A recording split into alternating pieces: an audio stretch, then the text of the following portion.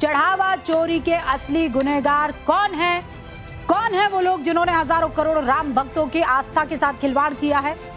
क्योंकि लगातार ये सवाल उठाए जा रहे हैं, बड़ी मछलियां कहां हैं? छोटी मछलियां तो फंसा दी गई। कहावत है ना, घर का भेदी लंका ढाए। लेकिन यहां तो घर के भेदियों ने ही सब कुछ तबाह कर दिया, घर के रखवालों ने ही सब कुछ तबाह कर दिया, मंदिर के कोतवाल ने ही रामलला के चढ़ावे की लूट मचा दी। आप देखिए, पहले दिन से इस पर बड़े सवाल खड़े हो रहे हैं और योगी सरकार ऐसा नहीं है कि एक्शन में नहीं है, जबरदस्त एक्शन में। लीपापोती तो नहीं हो रही, कम से कम एसआईटी की एक दौर की जांच हो चुकी है, दोषियों को जेल पहुंचाने वाला एक्शन हो चुका है, बाकियों की तलाश जारी है। लेकिन अभी भी राम भक्त यही जानना चाहते हैं, चढ़ावा चोरी के असली गुनहगार कौन है? कौन है वो लोग जिन्होंने हजारों करोड़ राम भक्तों की आस्था के साथ खिलवाड़ किया है? क्योंकि लगातार ये सवाल उठाए जा रहे हैं, बड़ी मछलियां कहां हैं? छोटी मछलियां तो फंसा दी गई, बड़ी मछलियों को क्यों बचाया जा रहा है? सवाल ये भी पूछे जा रहे हैं, क्या चढ़ावा संभालने वाला मैनेजमेंट फेल हो गया? क्या चढ़ावा चोरी के मुजरिमों को बचाया जा रहा था या जानबूझकर चोरी की वारदात को अंजाम दिया जा रहा था? यह सवाल तो है और जवाब देना होगा। 22 जनवरी 2024 को जब राम मंदिर की प्राण प्रतिष्ठा हुई, तब जिस राम राज्य की परिकल्पना की गई थी ना, वो साकार होते हुए दिख रहा था। क्या चेहरों पर मुस्कान थी, क्या भाव थे, भाव विभोर हो रही थी पूरी अयोध्या। जिस मंदिर के लिए 500 साल का संघर्ष किया, लंबी कानूनी लड़ाई लड़ी, गोली खाई, खून बहाया, जान दी, बेशरम लोग कुछ पैसों के लिए सब भूल गए। उस राम मंदिर में अपने रामलला को देखने आए भक्तों के हुजूम और उनकी तरफ से भावनात्मक रूप से दिए गए चंदा की चोरी कर दी। राम भक्तों ने इतना चंदा, इतना चढ़ावा दिया जिसकी आप कल्पना भी नहीं कर सकते। आज राम मंदिर की प्राण प्रतिष्ठा को, कल भी मैंने बताया था, याद कीजिए कितना हो गया, कितने दिन हो गए? हाँ, 2 साल 5 महीने, आज कल 4 दिन थे, आज कितने हो गए? 5 दिन। 2 साल 5 महीने 5 दिन हो गए। इतने दिनों में देखिए कितना बदलाव हो गया। जो राम मंदिर हिंदू आस्था का एपिसेंटर बना हुआ था, टिकटें नहीं मिल रही थी, वहां चढ़ावा चोरी कांड के बाद शांत हो गया सब कुछ। आप हैरान रह जाएंगे कितना बदलाव आया। 4 जून को पहली बार यह बात पब्लिक हुई कि राम मंदिर में चढ़ावा चोरी हो रहा है, ठीक है। उसके 9 दिन बाद एसआईटी का गठन हुआ, जांच के 9 दिन बाद 9 लोगों को गिरफ्तार किया, फिर एफआईआर हुई, फिर अगले दिन 8 लोगों की गिरफ्तारी हो गई। लेकिन एफआईआर में 90 अज्ञात व्यक्ति, अभी भी सस्पेंस बना हुआ है, कल भी था, अभी भी बना हुआ है। कौन है ये? कोई नहीं जानता। जबरदस्त सस्पेंस और सवाल के बीच एक और चेहरा सामने आ जाता है और वो है चंपत राय। और चंपत राय के इस्तीफे के बाद यह चर्चा और ज्यादा शुरू हो गई कि अगर चंपत राय ने कुछ गलत नहीं किया तो इस्तीफा क्यों दिया? अगर चंपत राय दोषी हैं तो फिर एफआईआर में उनका नाम क्यों नहीं है? आज राम मंदिर ट्रस्ट की तरफ से एक लेटर भी जारी किया गया है। वो लेटर आपको बताती हूं। श्री राम जन्मभूमि तीर्थ क्षेत्र के महामंत्री चंपत राय और न्यासी अनिल मिश्रा से त्याग पत्र प्राप्त हुआ। न्यास अपनी आगामी बैठक में इसका विचार करेगा। यानी अभी तक उनका रेजिग्नेशन कबूल नहीं किया गया है। यानी चंपत राय ने भले ही इस्तीफा दे दिया हो, लेकिन ट्रस्ट ने अभी भी उनका इस्तीफा स्वीकार नहीं किया है। यानी ट्रस्ट अभी भी चंपत राय के साथ खड़ा हुआ दिख रहा है। लेकिन चंपत राय सवालों के घेरे में हैं, इससे कोई दूरी नहीं है, क्योंकि चंपत राय राम मंदिर ट्रस्ट के दूसरे सबसे पावरफुल व्यक्ति थे। ट्रस्ट के अध्यक्ष महंत नृत्य गोपाल दास के बाद महासचिव का पद उन्हीं के पास था। राम मंदिर निर्माण की पहली ईंट रखने से लेकर मंदिर के उद्घाटन तक चंपत राय के बिना कोई कार्यक्रम नहीं हुआ। मंदिर के उद्घाटन के करीब 2.5 साल बाद तक, यानी अभी तक राम मंदिर में चंपत राय की ही चला करती थी। उनकी इजाजत के बगैर पत्ता नहीं हिलता था, एक चीज इधर से उधर नहीं होती थी। तो फिर 2 साल से चढ़ावा चोरी कैसे होता रहा? ये सवाल आपके मन में नहीं है? ये सवाल हमारे मन में है और इसीलिए चंपत राय पहले दिन से सवालों के घेरे में है, क्योंकि यह बात किसी के गले नहीं उतर रही कि चंपत राय को कुछ मालूम ना हो। ऐसा कैसे हो सकता है? 2 साल से चढ़ावा चोरी उनकी पीठ पीछे होता रहा, उनको कैसे नहीं मालूम?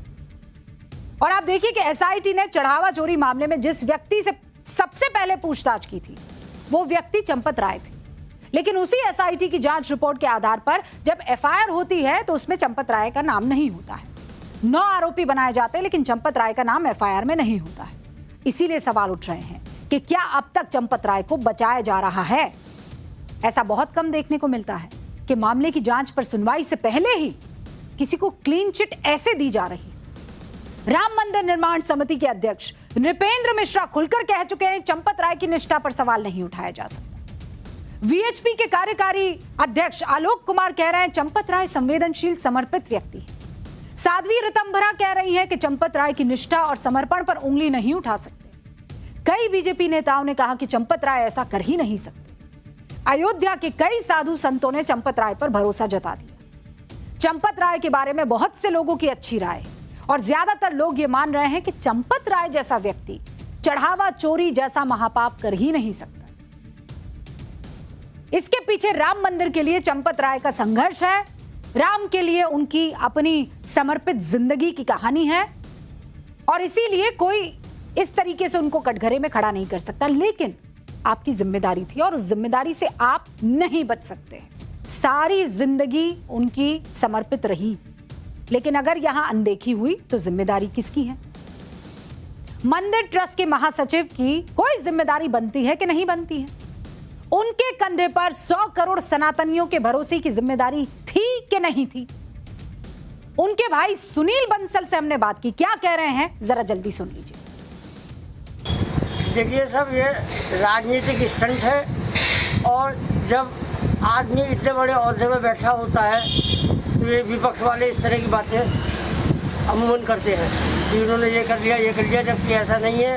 उनका जीवन 50 साल का जीवन पारदर्शिता का, ईमानदारी का, निष्ठा का, त्याग का जीवन रहा है और जिन लोगों ने ये काम किया है उन्होंने जो है इनके साथ विश्वासघात किया है। अच्छा ठीक है, मान लेते हैं विश्वासघात किया है। एक बार के लिए जांच होगी, पता चलेगा, लेकिन जिम्मेदारी किसकी थी? अच्छा इंसान है, सब कुछ त्याग कर उस जगह पहुंचा इंसान है, लेकिन अगर जो जिम्मेदारी दी है उसे नहीं निभा पाए तो सवाल तो उठने लाजमी है ना। और अब चूंकि दुखती हुई रग है तो विपक्ष को मौका मिला, वो दबाएगा।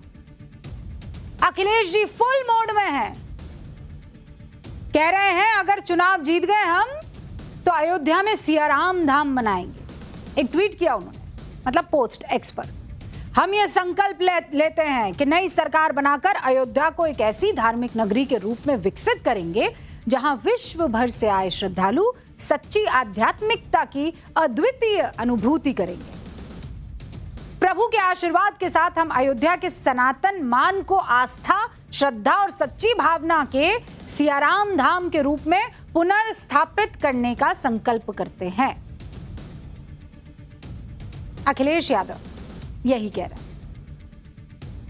है कि ये धर्म से ज्यादा धन की तरफ ध्यान देते हैं। इनके लिए धन ही धर्म है, धर्म बाद में, पहले धन। और ये जो हुआ है व्यवहार, ये बहुत चिंताजनक है। हमारी आस्था के साथ खिलवाड़ है। तो ये आस्था के साथ जो खिलवाड़ किया है वो प्रभु श्री राम कभी उन लोगों को माफ नहीं कर सकते। इधर कांग्रेस भी राम मंदिर के मुद्दे पर बैकफुट पर नहीं है, फ्रंट फुट पर खेल रही है। राहुल गांधी का कोई बयान वैसे तो अभी तक इस मुद्दे पर सामने नहीं आया, लेकिन उनकी बहन प्रियंका गांधी आई, सवाल उठाए। वो भी यही कह रही हैं कि आस्था के साथ चोट हुई है, ये नहीं होने दिया जाएगा। प्रियंका गांधी जांच की बात कर रही है। अखिलेश यादव सियाराम धाम बनाने का वादा कर रहे हैं, लेकिन कभी उस दौर की बात नहीं करते जब रामलला टेंट में थे। आज सब बहुत एक्टिव हो गए, सियाराम धाम बना रहे हैं, बड़ी बड़ी जांच की बात कर रहे हैं। आप सब कहां थे जब संघर्ष हो रहा था? अयोध्या में जब टूरिज्म का सूखा पड़ा था, आप लोग कहां थे? रामलला जब उस स्टार्ट में थे तब कितने लोग गए थे वहां पर दर्शन करने? उस वक्त के हालात क्या थे आप भूल गए? मैं दिखाती। IIM लखनऊ की एक स्टडी के मुताबिक फरवरी 2024 से पहले तक अयोध्या में हर साल 1,70,000 पर्यटक ही पहुंचा करते थे। अब कितने पहुंच रहे हैं हर साल, कोई बता सकता है? कितने होंगे भाई? पहले पहुंच रहे थे 1,70,000, आज की तारीख में कितने होंगे? सब तो देख लिया ना, पर्चा लीक हो गया है। ये मेरी PCR टीम गलत काम कर रही है, इतना जल्दी पर्चा लीक नहीं करेंगे। हर साल 5 से 6 करोड़ पर्यटक आ रहे हैं। पहले दुकानदार रोज 400 से 500 रुपए कमाते थे, अब दुकानदार रोज कितना कमा रहे हैं? वेरी नाइस, देखो देखो देखो, टिपो 2,500 रुपए। पहले सीमित होटल्स हुआ करते थे, कोई नेशनल चेन वहां पर नहीं थी। अब कौन कौन है?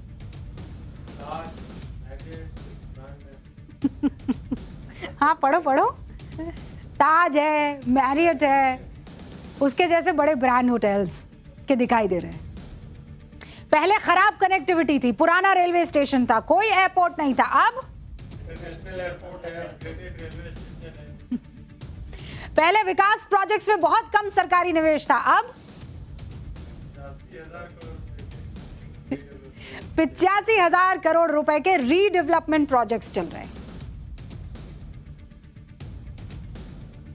और अब क्या किया हमने?